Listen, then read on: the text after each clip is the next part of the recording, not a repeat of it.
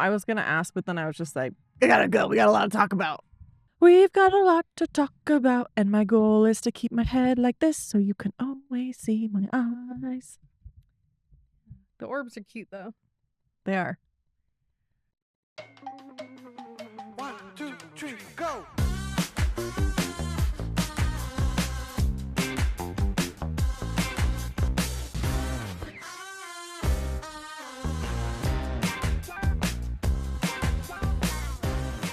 Welcome back to the To Be Read podcast. I'm Julie. And I'm Vanessa. And today we're talking about a little renaissance that we've been noticing lately. A little, as Cornelius Fudge would say in Harry Potter and the Order of the Phoenix, he's back.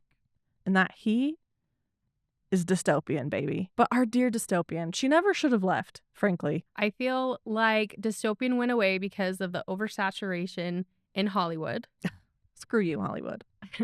And after it got popularized, I think everyone got sick of that genre. I would just like to take one moment to cue the Hunger Games music so that we can remember the classics. Hunger Games, Divergent, The Giver, and Maze Runner. May they always stay right here in our souls so deep. Early 2000s? Or no? No, it was like 2010s. Except The Giver. Because The Giver is the genesis of my love of dystopian. Because I distinctly remember sitting in, I'd read it when I was in elementary school. But I was in my 7th grade reading class. My teacher's name was Mr. Durfee. And we read The Giver. And I was like, hell yeah, I'm in. I want to read these books forever. So The Giver has a special place right here in my heart. I don't even think I read dystopian until college. It wasn't really around. You didn't read Hunger Games or any of those I books think before? I read Hunger Games when I heard the movie was coming out.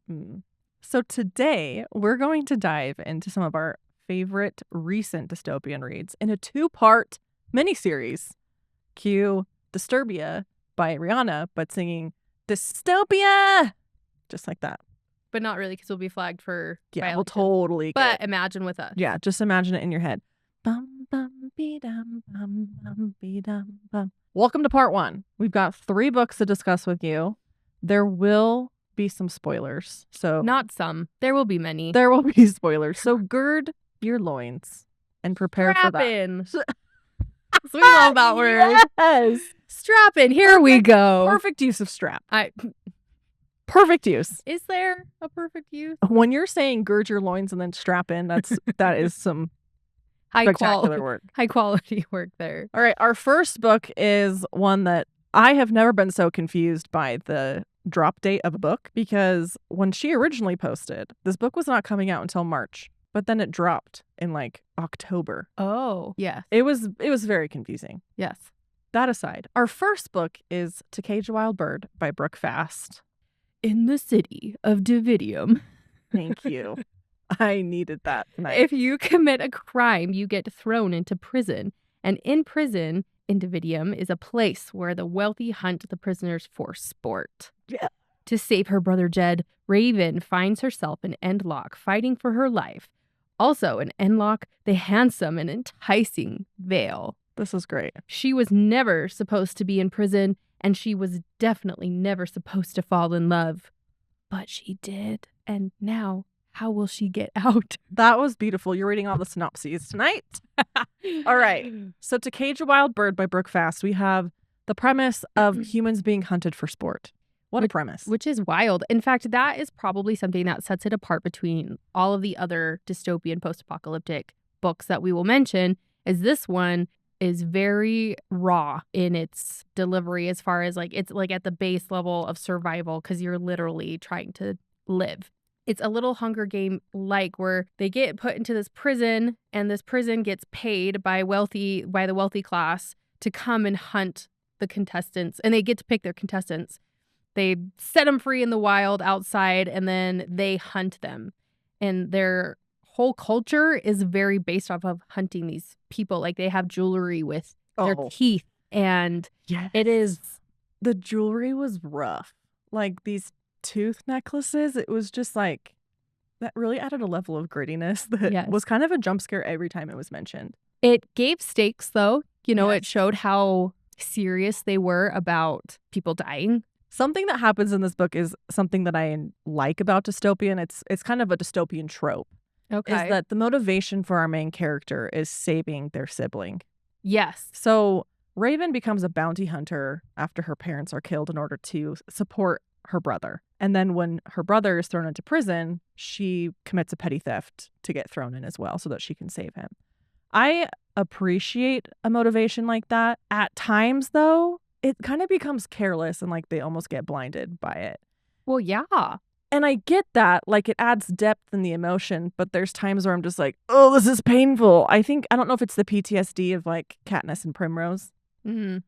That Of just like, probably actually. of like, you go through all of this for what? I mean, I feel like if I were in their shoes, I would definitely be careless. Like, not on purpose. It's just very high stakes in emotions because that's not just anybody. That's your sibling. That's someone that, especially, I can't even imagine how that would be if that's your charge. Like, if you were supposed to care for this person and provide for this person, what would you do to get them out? She's kind of careless at times. She's better than me, though. I'd probably let my brother rot in jail. I'd be like, see ya.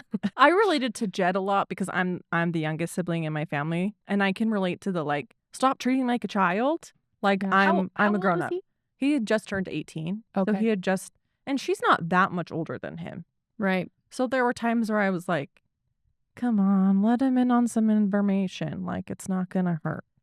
You're right. She could have prepared him better. Yeah. And I think that would have been like if you took the emotion out of her decision making, that would be the correct choice of like training. So it's like at a job when you're like, if I just do this for you, you'll never learn. She needed to kind of train her brother or teach her brother how to survive and then how to make hard decisions that she was willing to make. Yeah. Because eventually the goal is for them to go out on their own. So. Yeah. And to escape. Isn't that parenthood? So if you were dropped into Endlock, what would get you in trouble first? Your mouth, your morals, or your trust issues? My mouth. Hands down. I'd piss someone. I wouldn't even piss off the guards. I'd probably piss off like a fellow cellmate or something and I would be dead. Like I'd be shanked in the back or something. Can we say shank? That's another dystopian trope though that we have is that there's always that one person that just hates you. Right. Right? And then in this book it's Perry. Mm-hmm. Perry sucks. Yes. So hard.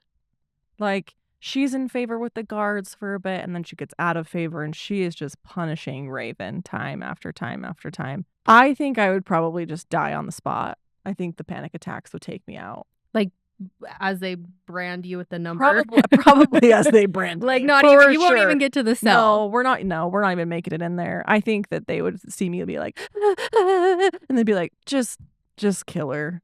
That's just probably be better for everybody. That's how I'm guessing it would go. I think everyone thinks they would be okay in whatever world they get dropped in, but I No. feel like dystopian is its own. Ooh, I'm 100% not surviving for sure. Okay, so what were some highlights for you from this book? A highlight in specific to this book, because it talks a lot about a lot of things that other dystopian books do, like power and, surviving a system that's not made for you and things like that. I actually thought this book was just entertaining in the fact that the romance with Vale is really well done. But I will say it reads, I mean, there's one scene that doesn't read YA, but like most of the book reads YA. Like it doesn't go into deep, dark conversations like some of the other books have. And in some ways that's kind of nice. And in some ways you're not getting as much character development as you could. But I think that seeing her work with her cellmates, her found family, Her crew, thank you, and then also with the romance with Vale, I thought that it was sweet. It was entertaining. Like it was fun. Yeah. I think we talked on the phone because I kind of binge read this one to prepare for this episode. There wasn't like a ton of depth to it. This is going to make me sound so sick and twisted, but like you're going to get me if you're writing about like solitary confinement. I don't know what it is about solitary confinement. If it's just like breaking down all of their barriers and you just get to see like the internal torment of these characters. I thought it was really interesting that Raven was not afraid to be in solitary. She actually felt quite comfortable with who she is and what her demons were. And she was just like, she was okay with that, which was kind of refreshing from an FMC point of view. Yes. She was just kind of like, this is who I am. This is what I've been doing. I'm going to own it. And you get that point of view of her being a bounty hunter coming in more experienced than maybe your average Joe would be, right? Yeah. So she's made to make hard decisions quickly, to think on the spot, to be physical. She's really made to survive prison, and that's why she goes in there, because Jed wasn't. Mm-hmm. That sounds like a vacation, like just sitting in solitary where no one talks to me. Oh my gosh. I don't know. I also maybe relate to her in a way that like being in my own mind doesn't scare me. It doesn't do much. Maybe there's just not a lot going on up there. Maybe that's why. But like sometimes I feel like I could totally survive on like an island with no humans and be totally fine. I think it's just a powerful thing to think about because there really is no escaping your head. Like, Yeah. no matter how far you go, how far you run, like you're always going to be there. There really is no getting away from it. But all dystopian novels, I find are always like particularly poignant and they fit the times so well. I think we live in tumultuous times. Yes.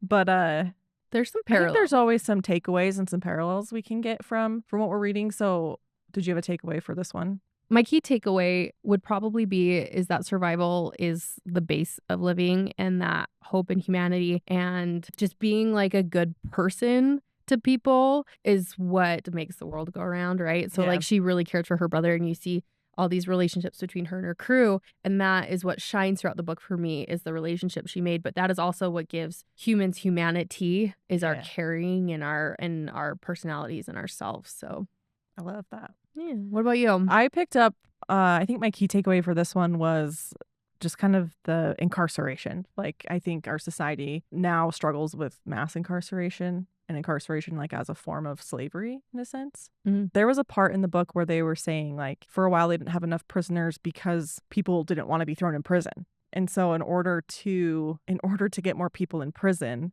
they took away food. Like they took away food Yeah. security. So then people became desperate, and in their desperation, they committed crimes. And the more crimes they committed, the more people ended up in Endlock. And it just like the manipulation of the system to get people into prison. It's just like, yeah, like a city's going to have a drug problem if we're pumping drugs in. Right. This city's going to be unstable because they don't have food. Like taking that security away is going to lead to desperation, and desperation leads to Yeah. choices like these. But I just felt like that was kind of like a powerful theme of the book, the prison problem that we have in the world, not just in our country, but in the world. Yeah. I think that is a great point. Our next book is one that we buddy read together in December, and by golly, we loved it. It's Conform by Ariel Sullivan. I know that I had sung some high praises in one of our last episodes. I love Ariel Sullivan's writing. It's great. But here's the synopsis for you, in case you haven't read it. Centuries after a catastrophic war nearly ends civilization, a technology-advanced people known as the Illum rise up and take control. Emmeline spends her days sorting through ancient art to be destroyed. Suddenly, to everyone's surprise, she receives a mating contract from a member of the Illum, Colin. As she goes through the ins and outs of her contract, she finds herself falling for a member of the rebellion, Hal. Torn between two worlds and two loves, Emmeline doesn't know where to run. I was going to say, we pronounce those very differently. It's Emmeline, but I also have a niece named Emmeline. So that's Okay, Emmeline. And I say Illum, Illum.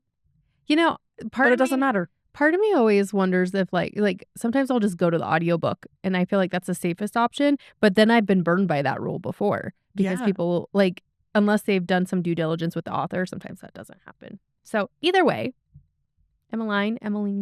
Yeah, whatever you want to say. This book had a very unique premise where there was a city built above, and that's where the upper classy Illum. Illum. I'm I'm going to say Illum. You say Illum. I will say Illum. I think I'm going to say Illum. 'Kay. I might change though. Who knows? Where the wealthy class lives above the city. In my mind, it was very Space Needle like big. Yeah, gigantic. I just kind of think of that little picture on the front, Yeah. Well, little- maybe that's what the it. little gold thing, and it's just like lift it up, and there it is, and then there's kind of like this little sky bridge, like ski lift thing Yeah. that takes you up. Yeah. Basically, it's like the movie Coco. All right, yeah. That's what they. No, oh, but well, I picture Illum. That's the place. That's the people. I picture this world very like shiny and glistening. Mm-hmm. And I picture a lot of glass. yes, A lot of like in the glass. clouds, like everything is very modern and Slightly whimsical in that world. yes, slightly whimsical, you know. But like the working class, which Emmeline Mm-hmm. lives in, Yes, and they're only allowed to wear gray, right? pretty much. They have a very basic attire. Anyway, they live like on the ground. And then the poor live underneath. Yeah. In like tunnels, which is wild. Secret tunnels. So it's Secret very tunnels. obvious in its class system and what it talks about. Yes. And what's really interesting about this particular dystopian is a lot of it is very like breeding, mating contract. Like it's very Handmaid's Tale. yeah, it almost reduces their world into their value and how they can produce better genetic offspring. Yes, there was kind of a eugenics vibe happening for sure because breeding was so selective. And I mean, even the fact that Emmeline got picked for a mating contract with her heterochromia, people were just like, this is abhorrent. How can we do such a thing? How did they select her? Why did they do it? Like, she's going to ruddy our genes. And the crazy thing is she was from a wealthy family, and just because she had what is it? Heterochromia. Heterochromia. That's the thing Henry Cavill has, right? Does he have two different colored eyeballs? Well, part of one eyeball is a different color. Yeah, there can be different levels of heterochromia. Cute. So she has obviously like a very like no one I think in our society would ever say that's like a malfunction or like a lesser than trait. Just but makes me think of that genetics. scene in the Barbie movie when she has her flat feet and she tells all of her friends and they're like, flat feet! As one who has flat feet, I was offended. Oh, But that's kind of how I would picture it, of just like, Yeah. Jennifer colored eyes! Ah! So the fact that she gets this mating contract from someone else who is in the wealthy in the Illume, but her whole family is in the Illume, right? They're in the wealthy class. Just because she has this genetic malfunction, whatever, she gets put down to like working class. Boot her out of there. She literally, even though she has the same parents and everything, she gets kicked out of her own home to go and has a lot of trauma there. Which leads to like a really interesting theme of like motherhood, because these women are forced into breeding contracts Mm-hmm. and then their children get taken away. Yeah. And they never really get to mother them or really kind of like bond. You see that with Emmeline's mom. Yeah. She is close to the children that she raised, but it's not as close as what I feel like we see nowadays, right? It is still kids detached. get to stay, but some get booted or taken to the academy or whatever. Like, yeah, there's a lot really going hard. It was on. kind of heart-wrenching to read as a mother. Yeah. Of just like, and as a woman, Yeah. to imagine yourself being put into a breeding contract and just to be used for that, to not really have a voice or a say, or just everything's out of your control. You know, if things don't go the right way, if you're infertile, if you have a miscarriage, all of those things, you get like, you know, disadvantages. You get sent away or you get retired or whatever. The genetic part of it is really interesting. And I found that a theme that I saw throughout is just like censorship in general, or someone telling them what they can and cannot do. In fact, her whole job is like what she does for work is she gets like a screen, right?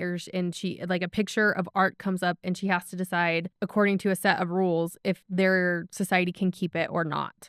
So she literally is deciding. And it's funny because you hear like Van Gogh paintings or like she describes the artwork and it's very noticeable, iconic art nowadays. So that's her whole thing. And that's where we meet Hal. And that's where we see the start of her rebellion, asking why that these items need to be censored.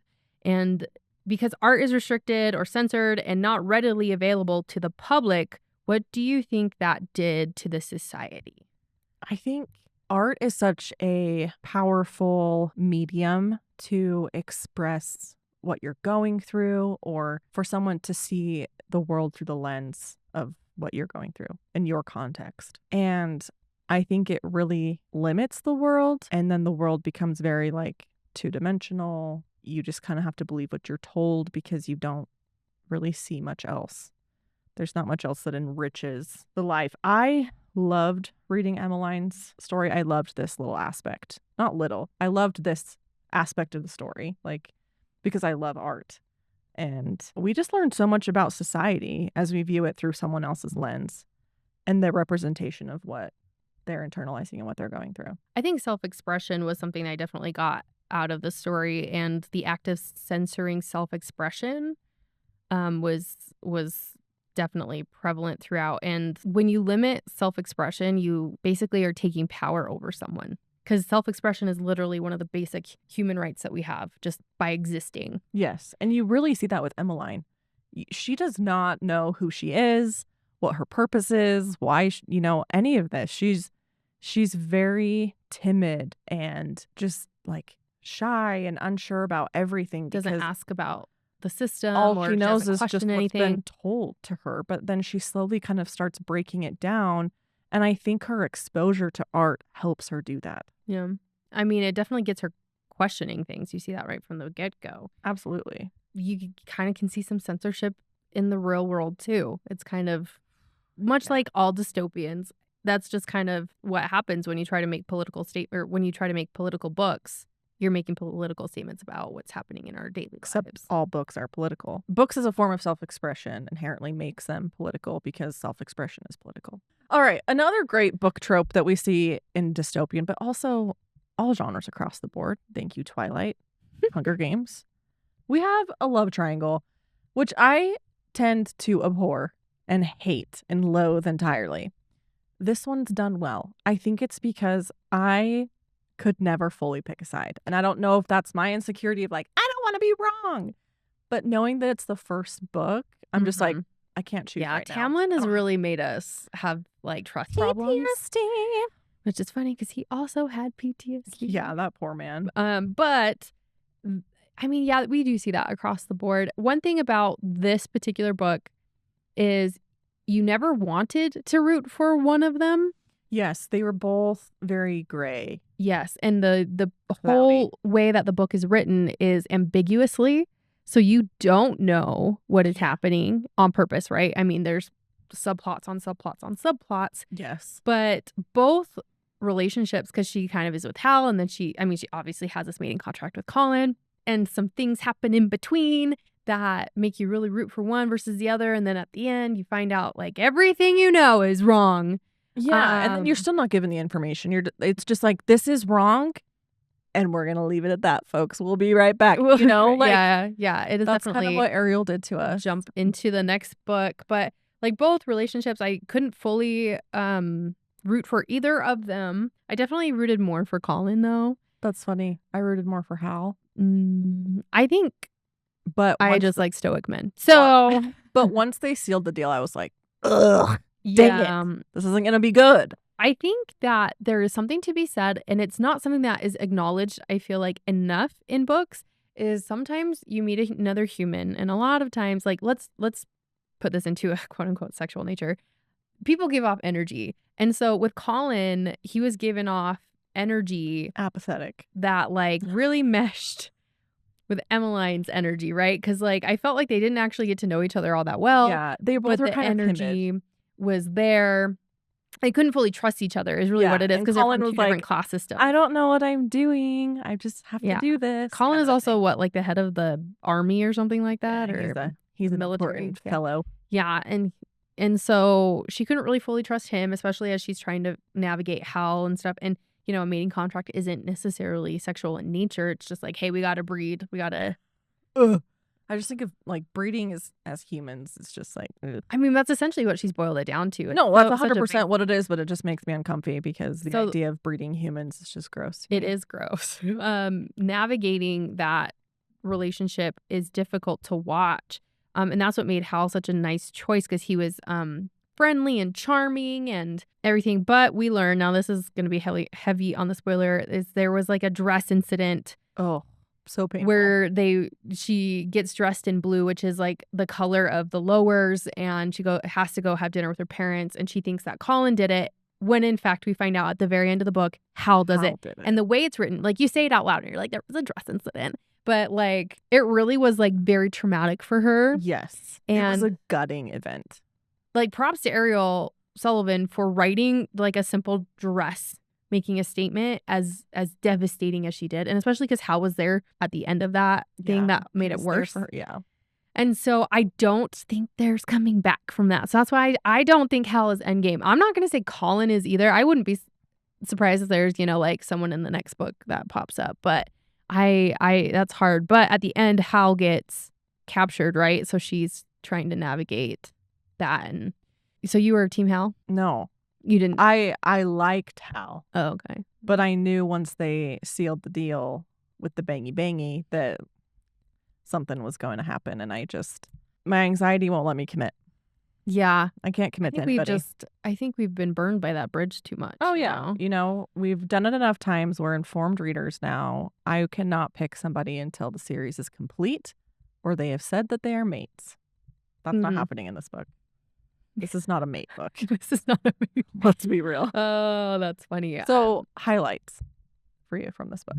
Overall, I think that Sullivan's writing was like the real highlight for me. Her immersive writing made the story really work well. It made me feel like I was in it. It made me feel what Emmeline was thinking and feeling, which is funny because I don't really like Emmeline all that much as a character. And I don't like that type of character of like helpless characters. Oh, yeah. And she's very one-dimensional at this point. And you always know she'll grow. There's growth to come. There's growth to come. But Ariel Sullivan made me like Emmeline more than I thought I would. You're making me second guess the name. Well, your pronunciation there made me think of the Brian Regan skit. It's like, it's Caroline. It's Caroline, Brian. I don't know that one. That's funny. So, what about you? What was your highlight for me? This whole book was a highlight, honestly, because I felt like little 7th grade Julie, who loved The Giver, was like given a giver for 30-year-olds. And I think The Giver is timeless. It will never not be good. Is that the next book that I need to read?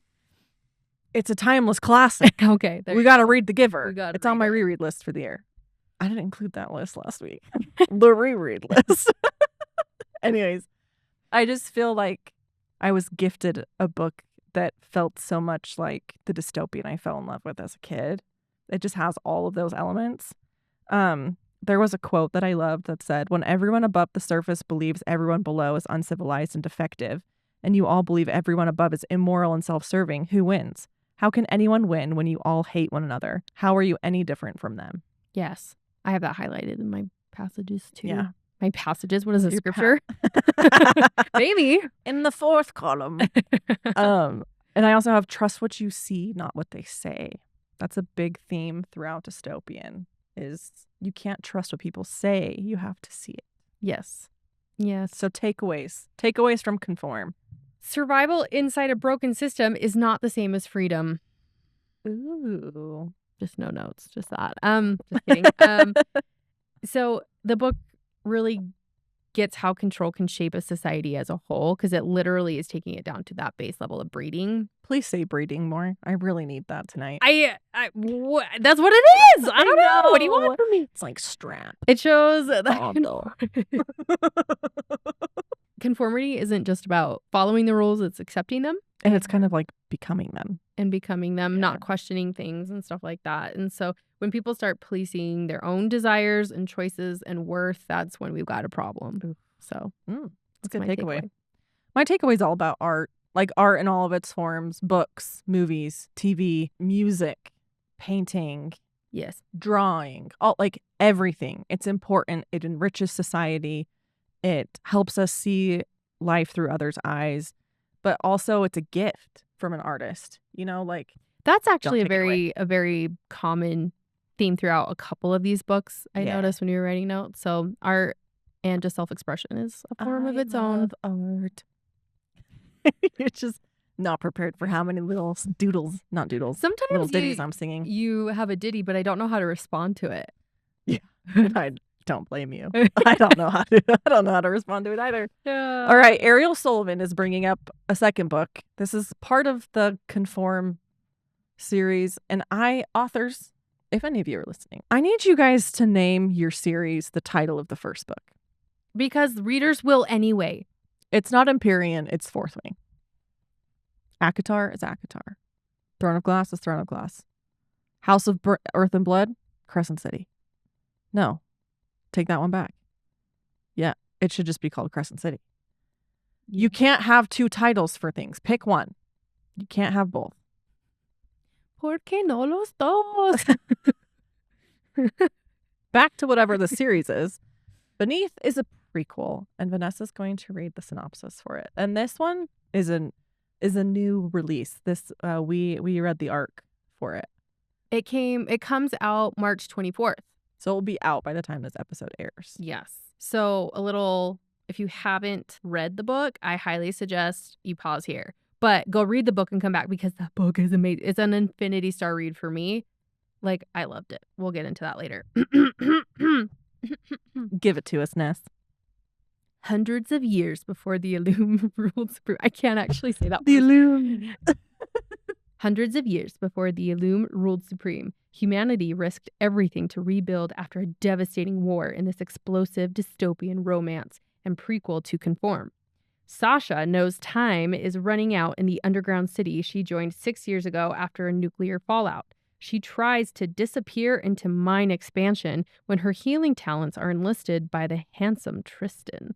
She is thrown into missions of survival and seeking answers she may have never wanted to know. You read this book before me, and then you lovingly handed the Palma off and were like, you must read. Yeah, that was a non-negotiable read. That Occasionally was like, that happens. Very rarely, though. When you're handing over the Palma, yeah, it's I'm like, serious business. Please ingest this, especially if you liked Conform, right? If you already liked the writing. Oh, yeah. Beneath hit me in the feels.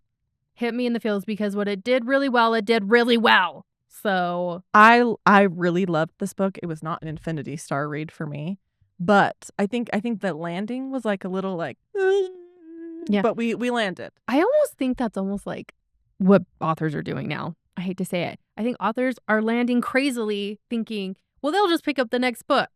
Like, they'll do it in a way that is like hooky. Yeah. Like that gets them hooked for the next book. Yes. There were so many things that hooked me in this book, and this is going to be kind of maybe a hot take. It was not the romance that hooked me in this book. Honestly, This was a book where the romance kind of pulled me out, and I liked everything else more, which was kind of that is rare. Me. I do like Tristan, and I do like Sasha, but there were just moments where I was just like, this isn't quite believable right now. I think that I loved Tristan, but not in like it wasn't necessarily from like an MMC standpoint. Like I think you're right. The romance actually wasn't as strong for me. Some of the other relationships were, but Tristan, I had a very visceral reaction to him in like how he handles leadership. I really felt that I feel in general that leadership is something like glossed over in a lot of books.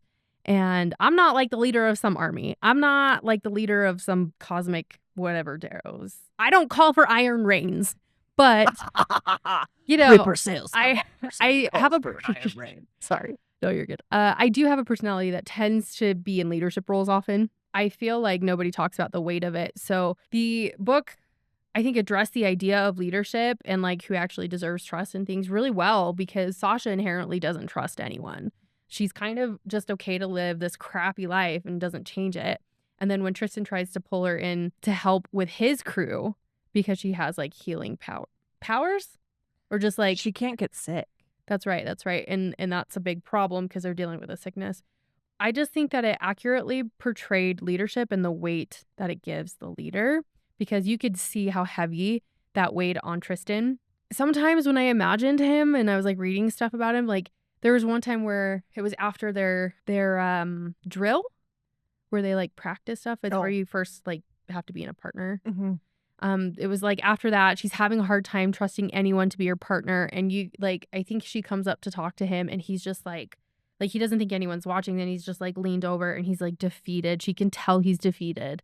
Like that part was very impactful to me because like I felt that way where it's just like, what am I doing here? Like, because unfortunately leadership means it's what am I doing wrong to lead these people? Not necessarily like, oh, what is this person doing wrong? Yeah. That's maybe the difference there. But I just thought that Tristan was very relatable to me in that way. And Levi also, it takes like a good sous chef, if you will, to be a good leader too. You have to know when to like follow. So Levi did a really good job breaking up his own partnership and being a partner to Sasha.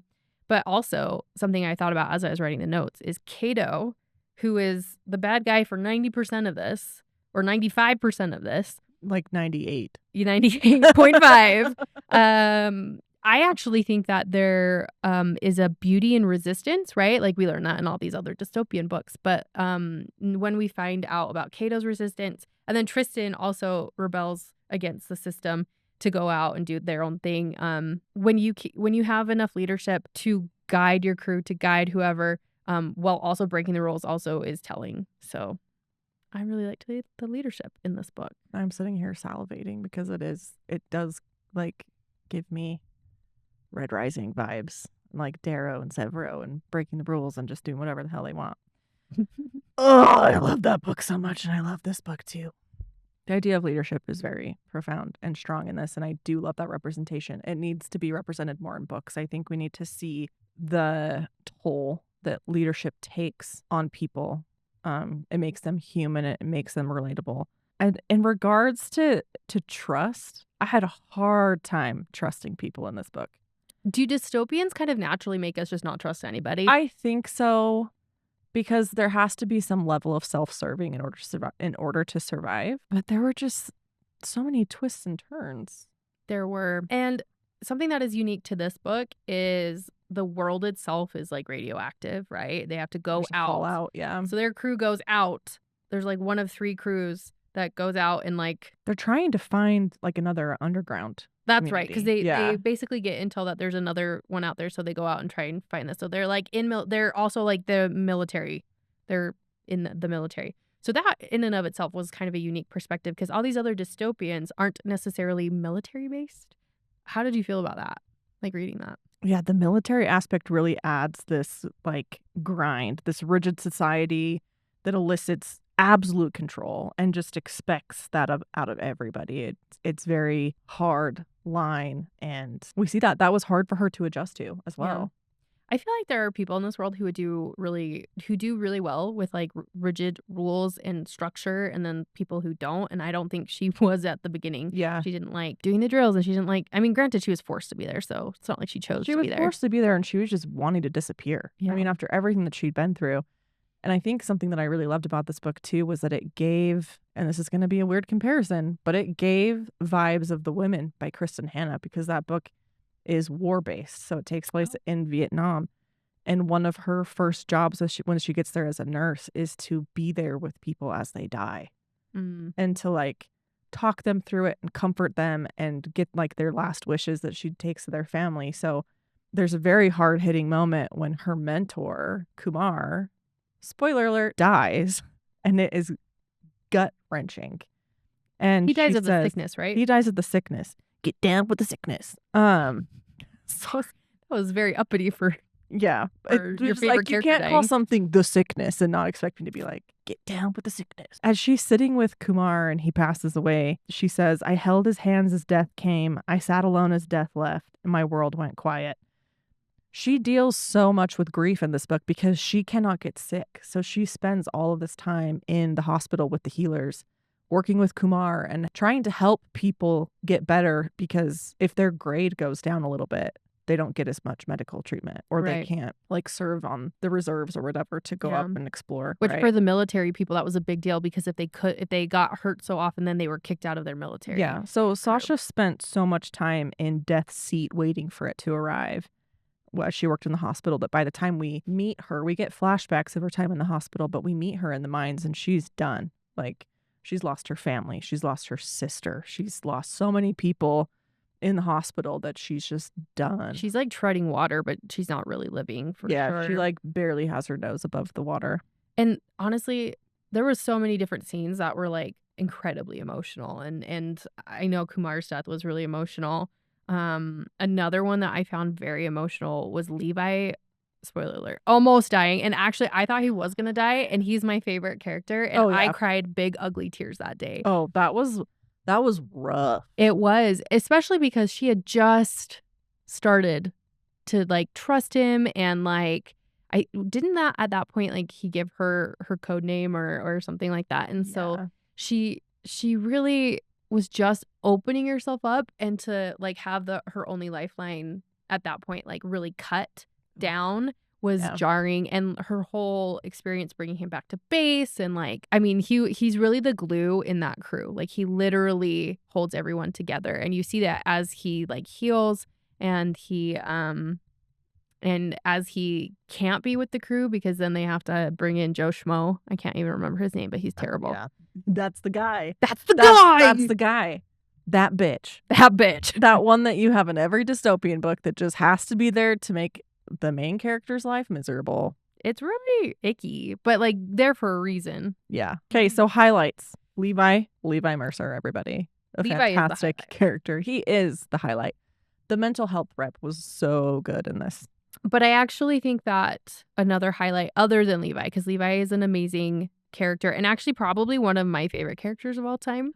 Ooh, Yes. I love that. He has been given like a terrible time in life, and much like anyone in any dystopian world would be, but he chooses to keep hope, and he chooses to keep moving, and he doesn't dwell in darkness. And I think there are some people who, this is going to sound kind of brash, but there are people who like to dwell in darkness, I think, and they To feel wallow. comfortable. Yeah, they like Yeah. to wallow. They don't pick like, and I think there's wallowing time for everyone, but like how quickly you can pick yourself up and keep moving is actually a really big sign of strength.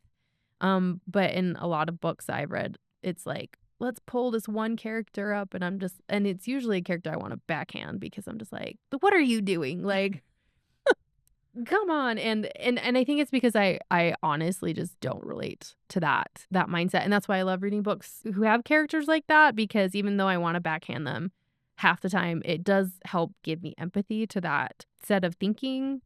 Except for Nesta. No, that's a perfect example of someone I just want to backhand because she just dwells in darkness. It's true. All right, So- takeaways from the book. What are we taking away from Beneath by Ariel Sullivan? Mine is very similar to what I just said, that you have to keep progressing. If you feel stagnant, you're drowning already. Sasha was barely living, not caring to like change any old habits. She's out sleeping with people. She's like not really living her life in a way that makes her happy. And then after she was forced to join the squad and finally opened up her personality, then she opened herself up to happiness. So you are kind of in charge of your own happiness. Not discounting trauma or anything, but at the end of the day, you got to pull yourself out. That's true. Yeah, So I think I agree with that. And let other people help. yes, And I think that was really hard for Sasha to let people in, but it's important to let people in to help you. it's got to be hard in any dystopian world is to get relationship. Like we can talk about relationships all day, but it's got to be completely different when the world is falling apart around you. Oh, 100%. This book kind of leaned epidemic, like a health crisis. There's also issues of like access to medical supplies and restricting access to medical supplies on purpose to just like keep the population numbers down and make sure that you can care for people. One of my takeaways though was like, we don't need to be conspiracy theorists and think that everything is working against us, but we do need to be informed and understand how all the parts of a sum are working together. It's for people in power, it's easy to manipulate situations. And so we as citizens need to be aware of the way things are supposed to function so that we don't get taken advantage of. Yeah. I also think media is something in our world now that tells us information, but do we really go through and like find out on our own? Because the whole premise is like they're being told one thing while like a completely different thing is happening behind the scenes. And so to question things, I'm not a conspiracy theorist either, but I do try to make sure I get facts straight as much as I can. Oh yeah, it's important to do research as long as you are searching reputable sources. Heard it here first, folks. So that's our first episode of these dystopian reads that we've been reading lately. So what do you think is like the main thing bringing all three of those books together? I think these dystopian are more like there's a system in place. It's not utter chaos. There's structure to the government or whatever system is in charge. I would agree. Yeah. I would say that these definitely have rules. Yeah. And people have to figure out if they're going to obey them or question them. Yes. Is really at the end of the day. So the next books that we are going to be highlighting are a little bit more chaotic in nature, a little bit more down to earth, meaning literally living off the land, trying Like- to survive just to be alive. There may have been a chance that I could survive in these worlds.